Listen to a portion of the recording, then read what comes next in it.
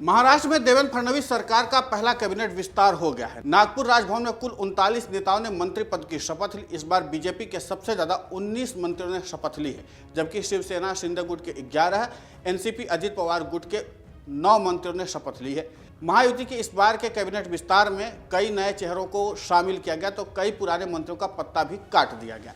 विधानसभा चुनाव में सबसे ज्यादा सीटें जीतकर बीजेपी नंबर 1 पार्टी बनकर उभरी है। बीजेपी ने विधानसभा में 132 सीटें जीती, जबकि राष्ट्रवादी अजित पवार गुट ने 41 सीटें जीती। वहीं शिवसेना शिंदे समूह ने 57 सीटें जीती। चुनाव में ज्यादा सीट हासिल करने के बाद देवेंद्र फडणवीस राज्य के मुख्यमंत्री बने, जबकि एकनाथ शिंदे को डिप्टी सीएम बनना पड़ा। वहीं अजित पवार पहले भी डिप्टी सीएम थे और अभी भी डिप्टी सीएम ही हैं। नई कैबिनेट की खास बात यह है कि इसमें कई नए चेहरों को मौका दिया गया है, जिसके चलते कुछ अनुभवी नेताओं की छुट्टी कर दी गई है, जिसमें राष्ट्रवादी अजित पवार गुट के नेता छगन भुजबल और दिलीप वलसे पाटिल को कैबिनेट में शामिल नहीं किया गया। ये 2 अनुभवी और बड़े नेता महाराष्ट्र के माने जाते हैं।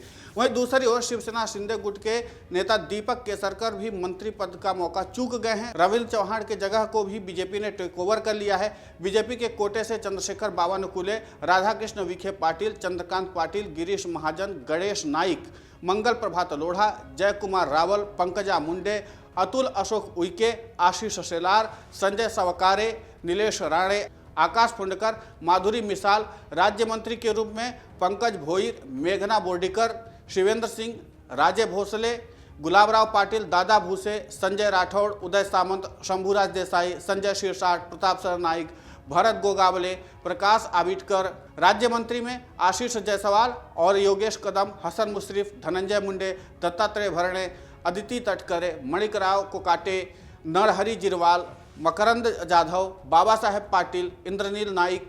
इस अवसर पर सीएम देवेंद्र फडणवीस और उप मुख्यमंत्री अजित पवार और साथ ही साथ डिप्टी सीएम एकनाथ शिंदे के साथ केंद्रीय मंत्री नितिन गडकरी सहित भाजपा के कई आला नेता उपस्थित थे। राज्यपाल ने नागपुर में नवनिर्वाचित मंत्रियों को मंत्री पद की शपथ दिलाई, लेकिन प्राप्त जानकारी के अनुसार शपथ लिए मंत्रियों का कार्यकाल 5 साल का नहीं होगा, बल्कि 2.5 साल का होगा और मंत्री पद का शपथ लेने के बाद उन्हें शपथ पत्र भी लिखना होगा। इसे लेकर अजित पवार एकनाथ शिंदे का बयान सामने आया है, लेकिन यह फॉर्मूला बीजेपी के मंत्रियों पर लागू होगा या नहीं, ये अभी तक साफ नहीं है।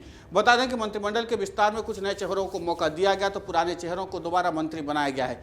इस बीच मंत्री पद नहीं मिलने से कुछ नेताओं में नाराजगी भी देखी गई है। गौरतलब है कि 39 मंत्रियों को शपथ दिलाई गई है। इनमें बीजेपी के 19, एनसीपी के 9 और शिवसेना शिंदे समूह के 11 विधायकों को मंत्री पद की शपथ दिलाई गई है। भंडारा विधानसभा क्षेत्र से शिवसेना विधायक वुंडेकर ने मंत्री पद नहीं मिलने पर शिवसेना उपनेता पद से इस्तीफा दे दिया। इसके साथ ही महागठबंधन के घटक दल आरपीआई के प्रमुख रामदास आठवले ने भी अपनी नाराजगी जाहिर की है।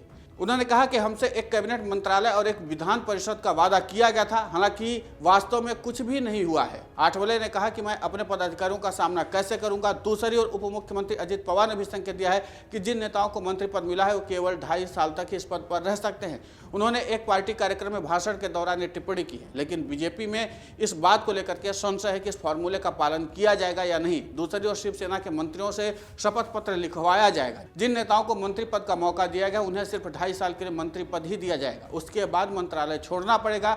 इसका उल्लेख शपथ पत्र में किया जाएगा। मंत्री पद की शपथ से पहले शिवसेना पार्टी की बैठक हुई। इस बैठक में उप मुख्यमंत्री एकनाथ शिंदे ने अपने पार्टी के नेताओं को ये जानकारी दी है।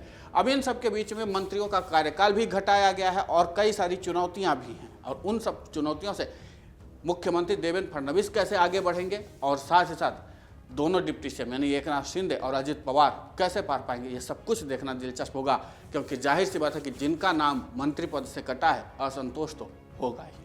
अगर आप ये वीडियो YouTube पर देख रहे हैं तो हमारे चैनल को सब्सक्राइब कर बेल आइकन दबाएं और Facebook पर देख रहे हैं तो हमारे पेज को लाइक करें। 8 मिलियन प्लस सब्सक्राइबर, आपके इस भरोसे के लिए बहुत धन्यवाद।